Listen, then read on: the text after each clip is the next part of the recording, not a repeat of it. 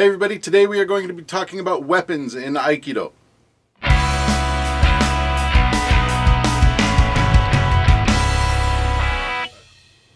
So the original request for this video was actually for care and maintenance for weapons, but first I thought that it might be important to figure out what the weapons are.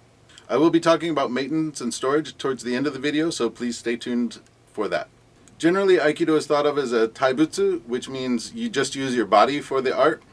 And so weapons training is there. The Aikiken, Aikijo. At many dojos, weapons training is available, but you have to have permission of the instructor generally to be able to start. This is in order to mainly protect you. You want to be able to make sure that the person who's going to be taking the class is able to move well and is fairly serious about the art and safety on the mat. So the first of the main three weapons that I'm going to talk about is the Tanto. And the Tanto is basically a wooden dagger, wooden knife. And it's used, this one is used in the Tai-jutsu sometimes. The punching strike to the midsection is basically a way that you would stab somebody with a knife. So sometimes the teacher will use one of these during the class to help students with the sense of timing and space that they need to be able to perform the technique correctly. As far as actual weapons training techniques with this, not so much. It's pretty much just used for those mid-body thrusts. One of the most common weapons to be used in Aikido is the sword or bokken, and it's a wooden version of basically a katana, and it looks a lot like this. So the pointy end's up here, stick them with the pointy end. It's about 3 feet, a little over a meter. So the sword is used because a lot of techniques for Aikido come from sword techniques. Shihonage is a sword technique. Tenchinage is also a sword technique.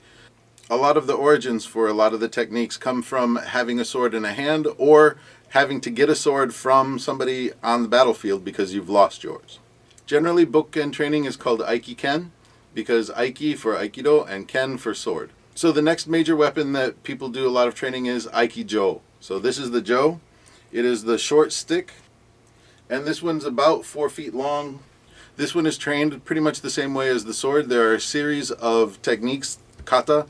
Different dojos take a different approach to weapons. Sometimes they integrate them into regular classes, but most of the time weapons classes will be separate. For the upper belt tests, usually Shodan and above, you will need to be able to demonstrate your ability to remove a weapon from somebody else's hand.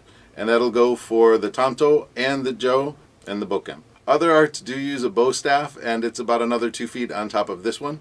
But we don't use it in Aikido as far as in any of the dojos that I've ever been in. If you hang around with people who do Aikido a lot, one of the things that you find is they have huge forearms.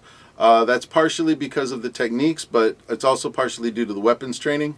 Swinging a sword a bunch of times makes your forearms really big, really strong. A little Popeye-ish, but not always. But in order to really develop your arm strength and your forearm strength and your grip, a lot of people use what's called subaru. This is a huge version of the bokken. It's the same length, and it weighs about 4 or 5 times as much, and you can see that the end is flat. This is not used for practice at all because you can get a lot of weight and a lot of force coming down with the power for this one. This is just used for your own practice, usually an overhead strike, straight down, feet wide apart, and the whole goal of it is to control the weapon from a very good start to a nice, clean, sharp stop. Okay, so what do you need to know for care and maintenance for the weapons? I'm going to show you the Tanto, but it works basically the same way as the Jo. For the most part, these weapons don't need much maintenance.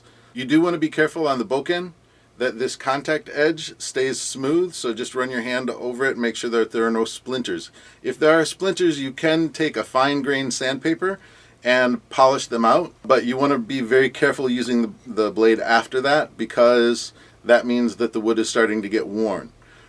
Some places will say use mineral oil and stuff like that. I don't think that's a good idea.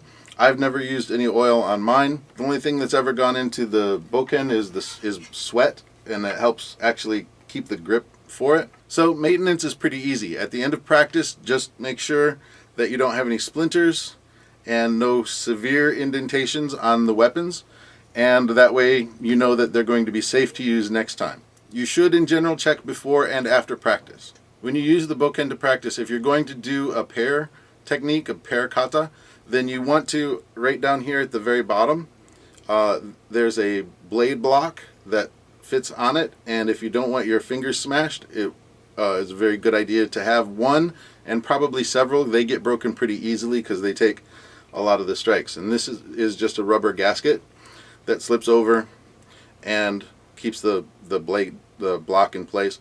Mine are all broken, otherwise I'd show you one. I try to keep several of these in the practice bag because inevitably somebody forgets one or they get broken, and it's nice to have extras. Depending on where you are, what the rules are for carrying an open weapon, you want to be very careful. The police get very nervous about seeing people walk down the street with a sword, almost no matter what country you're in. Very strange. So you want to bag something like this that you can put your practice gear in, and then this folds over and ties. With mine, you can see that the jo comes up here, and the sword, actually, the bokken comes up to about there. And so it has a place for your name, and you can sling them both over your shoulder, and you won't be harassed by the police for carrying an open weapon. Yes, even in Japan, particularly in Japan, because you're going to be carrying these on trains and stuff like that, so you want to make sure that it's put away properly. Which brings me to storage. In general, you don't want to lean your weapons up against the wall when you store them. Either store them flat on the ground, or if you have a rack. Most dojos will have a place where you can leave your weapon there. Just put it in your bag, and then they'll stand pretty much upright. You don't want gravity to bend the sword from true. You want to keep the sword straight as possible for as long as possible. So if your bokken has taken damage from practice, you can sand it out. This one's in pretty good shape still. You can sand it out, but do not hesitate to replace the weapon. These are only about 13 to 1500 yen, on the most 2000 yen, so anywhere between $10 and $20. They're available online, and they're available at most martial arts stores, so do not hesitate to buy a new one if yours looks like it's in bad shape, because if they break during practice, it can be dangerous. No matter what martial art you're practicing, it's very important that safety comes first, because you want to make sure that you still have somebody to practice with later on. Sending people to the hospital might make you feel strong, but it's really a good way to make sure that nobody wants to practice with you. It shows lack of control.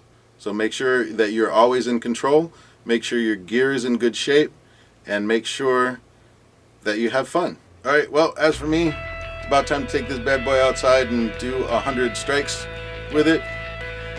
Not looking forward to it. It'd be a little hot and sweaty, so I'll see y'all.